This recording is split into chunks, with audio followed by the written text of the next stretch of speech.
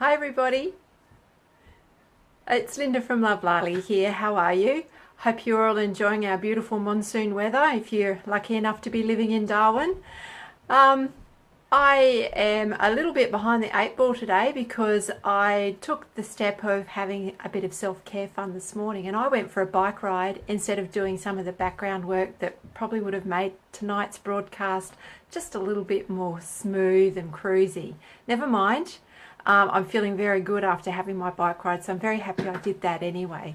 So I just wanted to continue the discussion tonight about self-care and the concept of 2017 being the year of extreme self-care for me personally, and just wondering how that sits with you guys.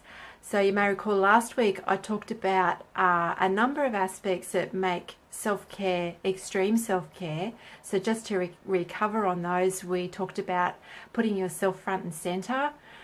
We talked about connecting in with the body and actually coming into relationship with the body, not just making a connection, but getting into relationship with the body.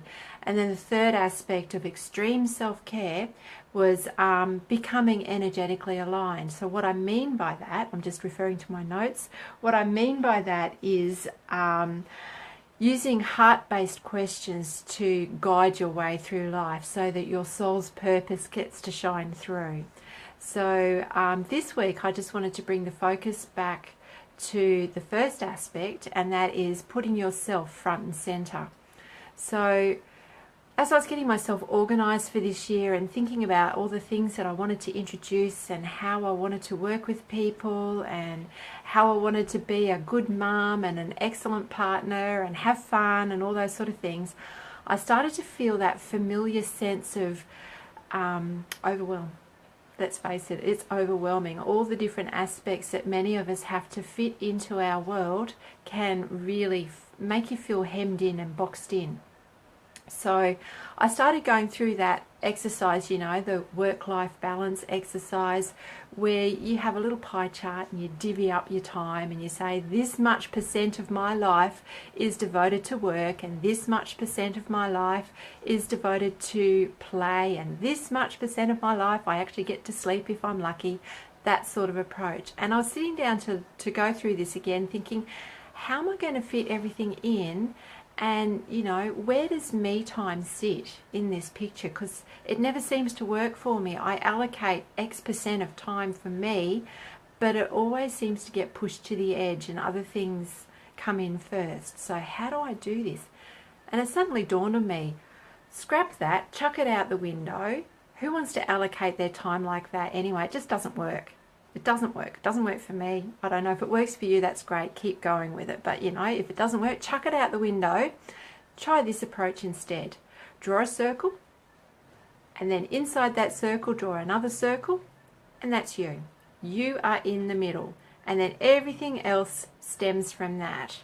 So this is how I've approached my work-life balance or approach for this year. So instead of trying to allocate bits and pieces of time here, there and everywhere, I've actually sat myself in the center of my world and then put everything else around that. And obviously, you know, there are chunks there that are really big, like my business chunk is quite big, my family chunk is even bigger.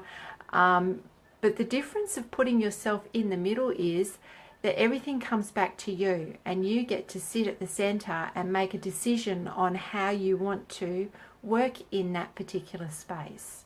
What does it mean for you when you are front and center?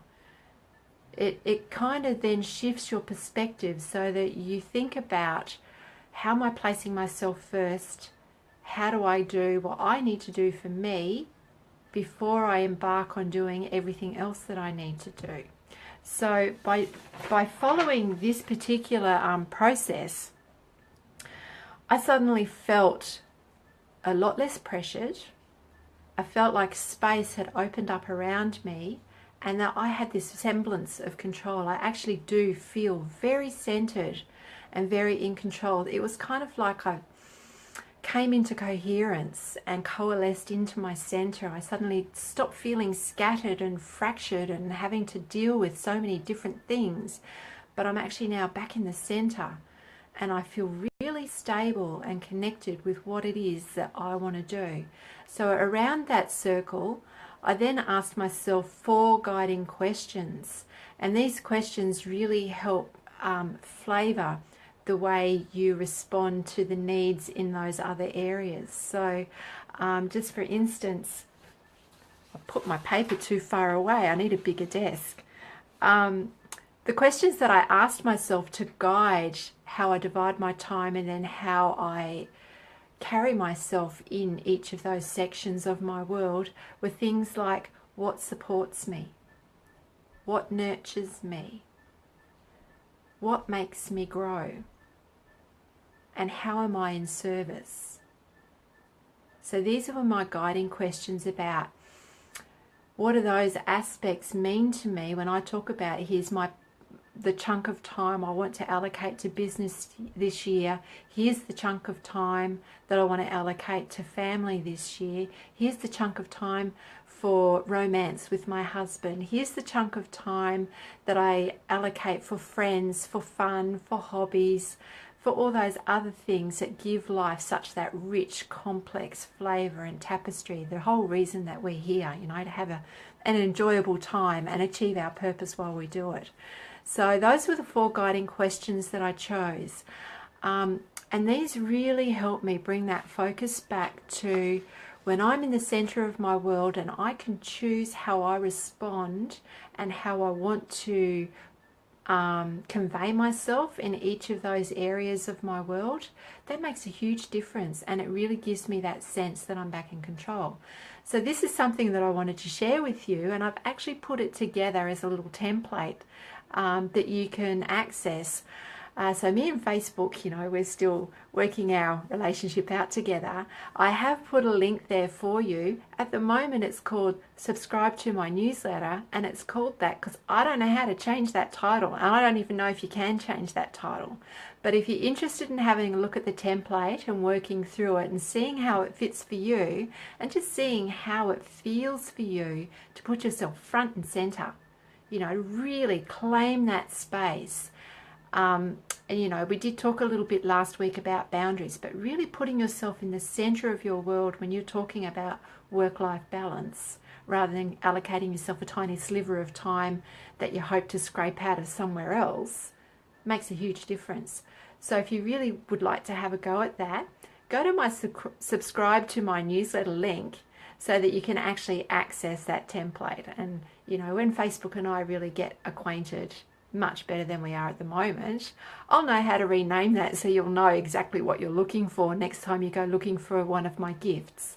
So give it a go and see what you think. I'd love to hear your comments. I'd love to hear some feedback on that particular template and see if we can make it something that's really usable, that makes a difference to how you achieve work-life balance in 2017. So just some things to bear in mind. You probably need to allocate a little bit of time. It's not something that you can do in the 10 minutes before you've got to prepare dinner or something like that. Give yourself a good hour. Try to make it uninterrupted time if you possibly can, to really dig deep and think about what's important for you this year and how you want to spend your time and the way you want to convey yourself and the things that you want to bring to the world.